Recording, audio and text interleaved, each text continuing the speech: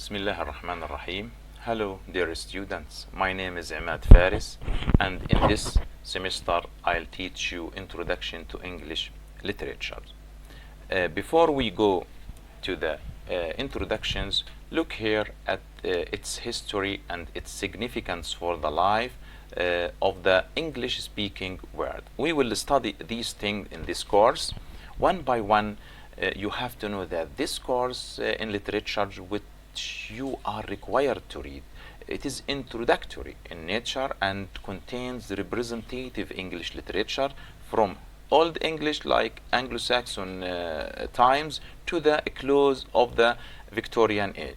So the aims of this course is first to have a brief summary of historical events and social conditions in each period. The second, to study and analysis of every author's best works. Let us go now to the contents. First, the contents, as you see here, in chapter number 1, introduction, the meaning of literature, definition of literature, importance of literature in English, kinds of literatures, and finally, elements of literature or elements of the story like fiction. Before we discuss this contents, let us talk about the introduction. Introduction to English literature in general really is very important subject. In general, why it is important subject? Especially for the beginners like you, because this course introduces you to the joys and the skills required in English literary study. And also you will examine a variety of texts and genres, including novels, short story, drama, and poetry, together with contemporary techniques for reading them. So the course will develop your skills in literary and critical analysis, writing, and research. So in this lecture, I'm going to cover these following topics. First one, introduction. The study or appreciation of literature is very interesting and helpful to learners for many reasons. Firstly, the study or appreciation of literature is very interesting. Why? Because literature in English involves the reading and analysis of written material of different kinds, including fiction and non-fiction written words in English.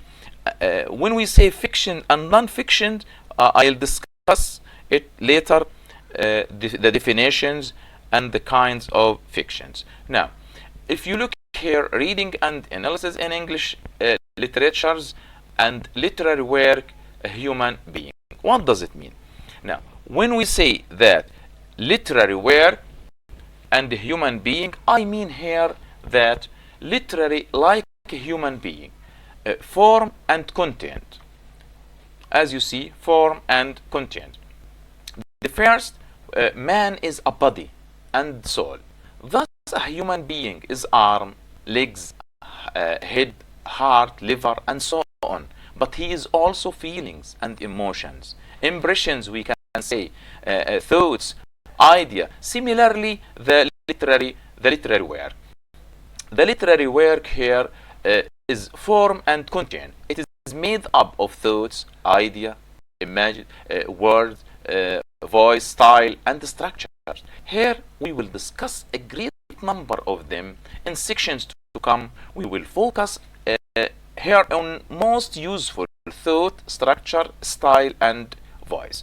So let us move to another slide and see the definition of literature. As you see here, literature can be defined as piece of writing that are valued as works of art, especially novels, plays, and poems. What does it mean? Really, it is very difficult to offer a precise definitions of literature, but we will give you a working definitions like it, a working definitions of it in line with what we will be studying. So, literature is the body of written work. According to this definition, let me say that the body of written works produced in a particular language, country, or age, or the body of writings on a particular subject, like let me say scientific, art, etc. So this is the let me say precise definitions in order to help you to understand literature. Now, another subject which is importance of literature. Reading and studying literature is very important for various reasons as outlined below. Number one, literature improves your command of language. Number two, it teaches you about the life, cultural and experiences of people in other parts of the world. Now, I mean here, it gives you information about other parts of world which, let me say, which you may never be able to visit in your lifetime. Literature important because it entertains you and provides useful occupation in your free time. Let me say that also it makes you a wiser. When you study literatures, you will have more experienced person. It will be you will be forcing you to judge, to sympathize with, to criticize the characters you read about. It helps you to compare your own experiences with the experiences of other people. Let me say why it is important. Also, it gives you information, let me say, which may be useful in other subjects. For example, in what I can say in geography, in science, in history, in social studies, and so on. So therefore, we can add it here that literature in general is very important to all readers.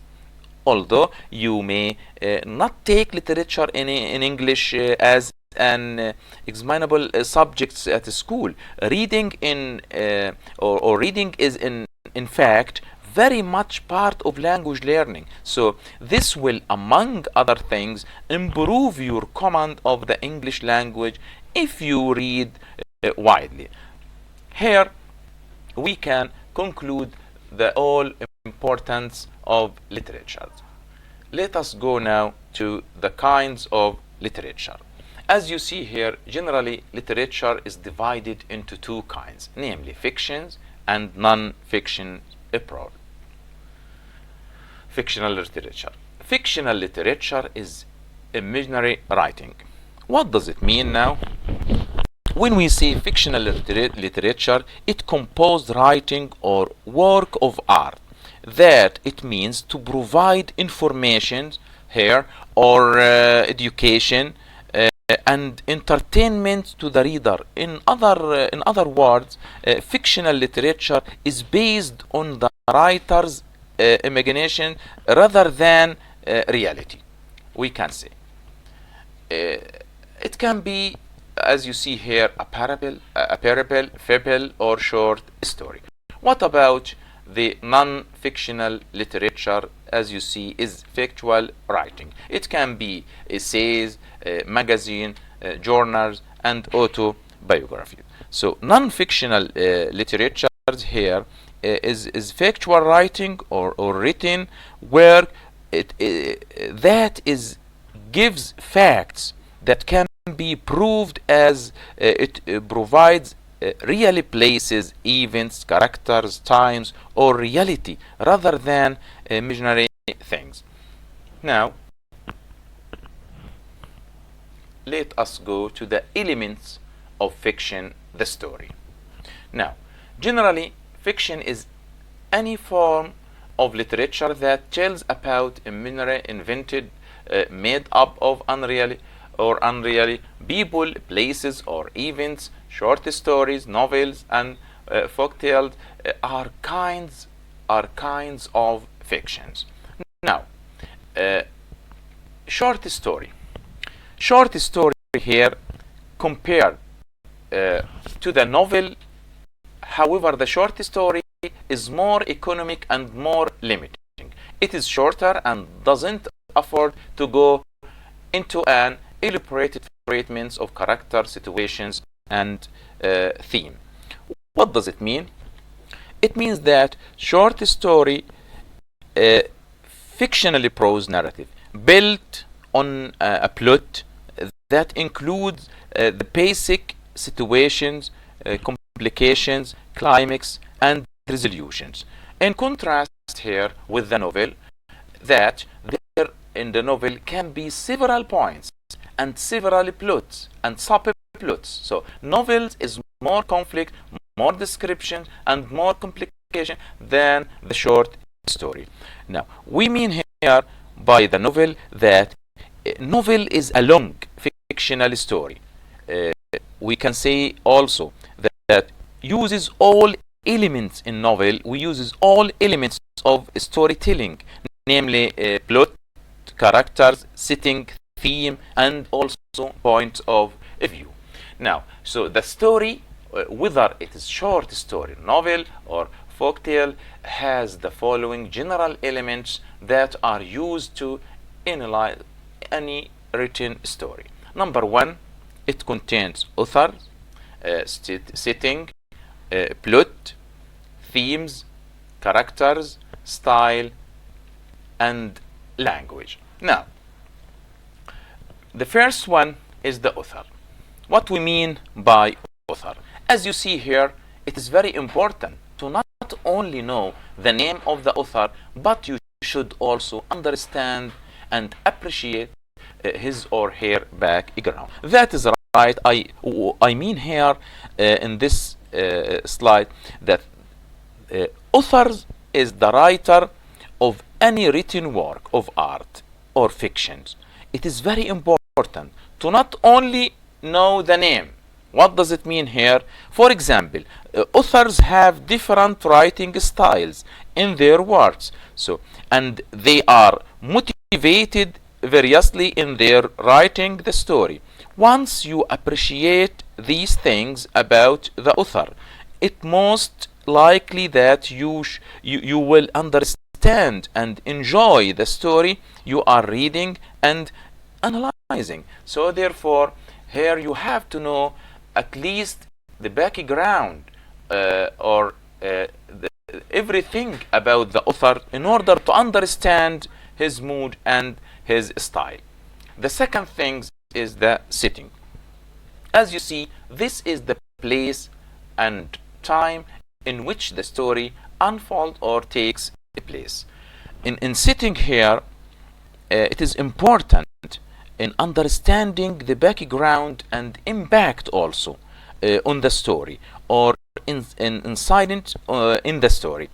If a story is well told, you will recall the setting later, long after we have put the story aside, where the setting or the characters, it creates the conflicts which is important in fictions writing or literature. So in style here, it is let me say setting of a story, you may have to ask or answer such a questions when you read the setting. For example, how does the setting or atmosphere influence the work? Where does the events of the story takes place? When do they occur? Or what was the mood when the incident took place? All these questions you can answer about it when you understand the setting and the importance of the setting. Now let us talk about the plot. This is a series or a chain of related events that tells us what happens in a story. When we talk about a plot here, it means that is defined as the structure of the action. A plot is the structure of the action. A plot is the way the events are organized, built, or structured. Let me see. To give plot to give a certain effect. Why? The basic element here of the plot is conflict. When we say conflict now in the story or any literary work, we are talking about a plot. So conflict here, as you see, we have two sides of conflict: internal conflict and external conflict. When we say internal conflict here, it can take place inside a person's mind.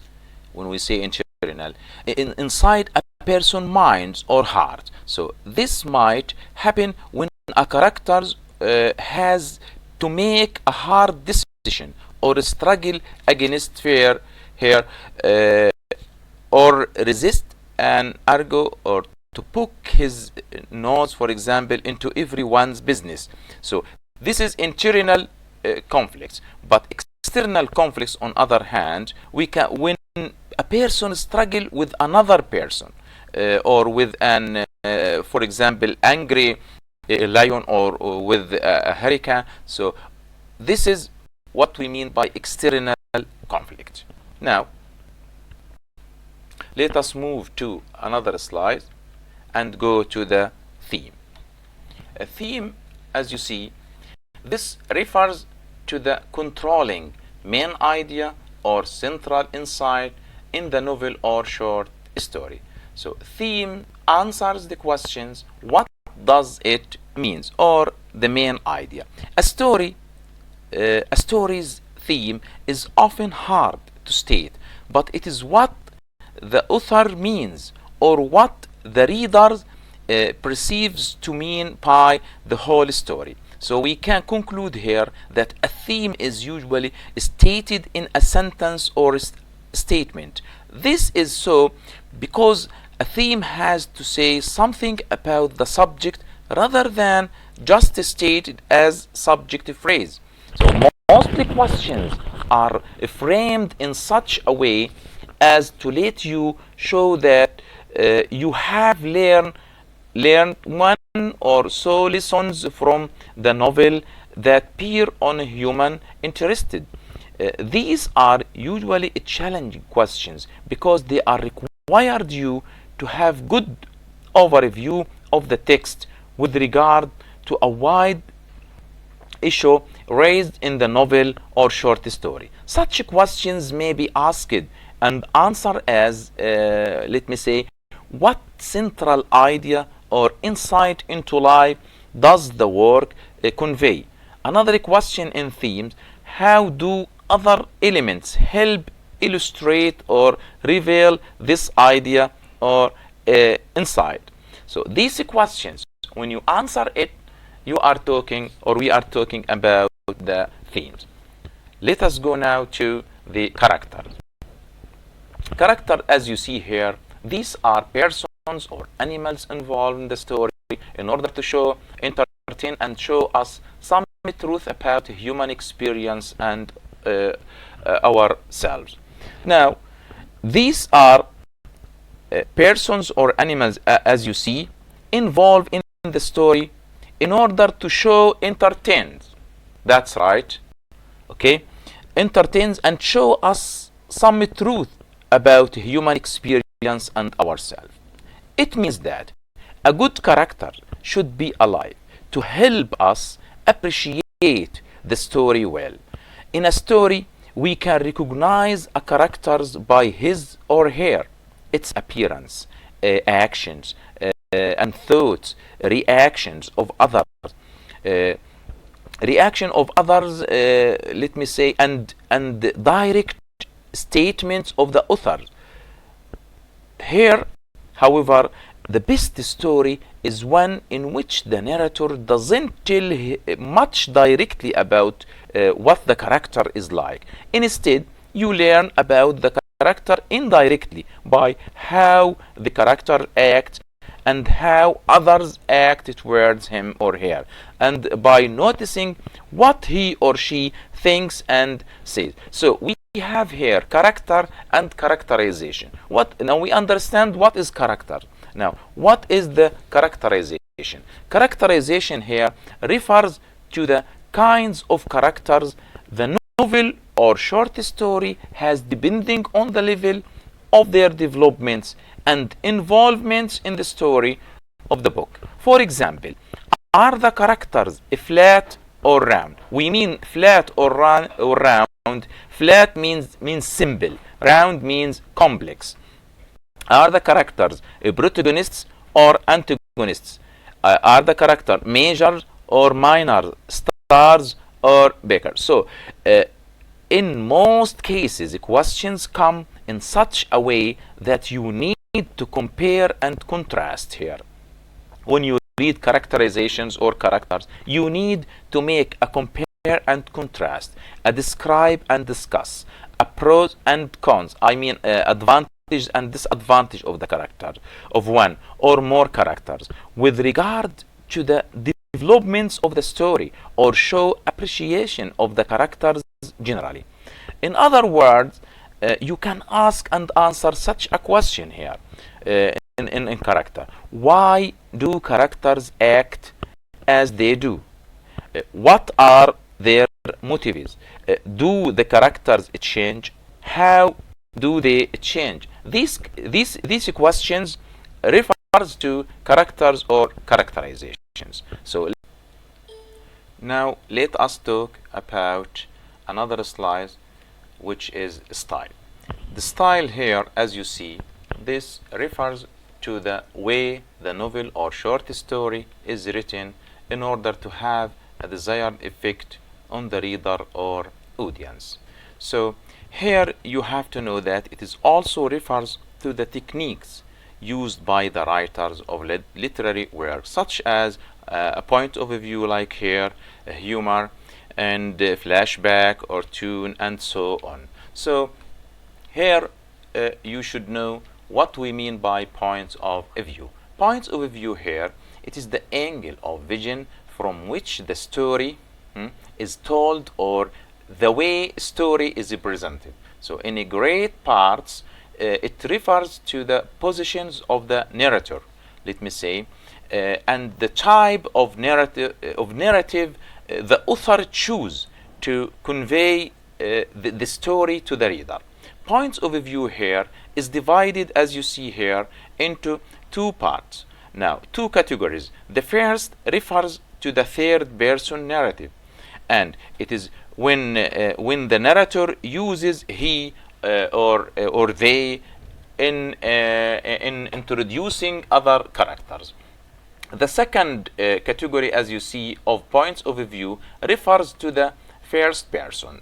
First person narrator, let me say, this type here, in this type of narrator who uses I is also known as the I narrator.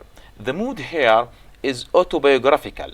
The I narrator speaks essentially about himself in order to review the points of view of any story. You may need to ask and answer such questions. What these questions? These questions, let me say, what is point of view used in the story?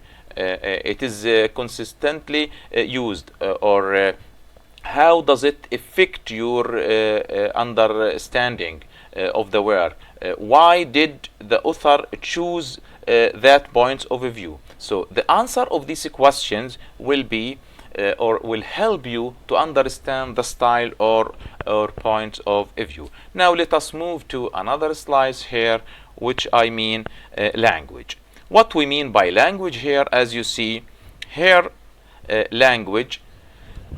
Now, language is part of a style, but it stands out to be the most important element of any fiction's writing. So language divided here to figures of speech and symbolism.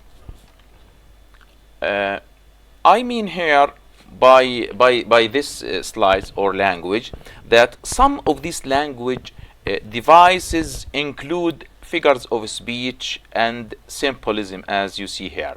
So this means such as images, symbols, irony, metaphors, similes, satires, and so on. So the questions that may help you interpret or review a work of literature includes what figures of speech have been used, what samples or images does the work include, what do they mean, what do they suggest about the meaning of the word as a whole. So you will learn more about literary language later when we deal with the poetry. So now we come to finish this lecture. I hope that you interesting, and until I meet you next lecture, let me say goodbye and see you.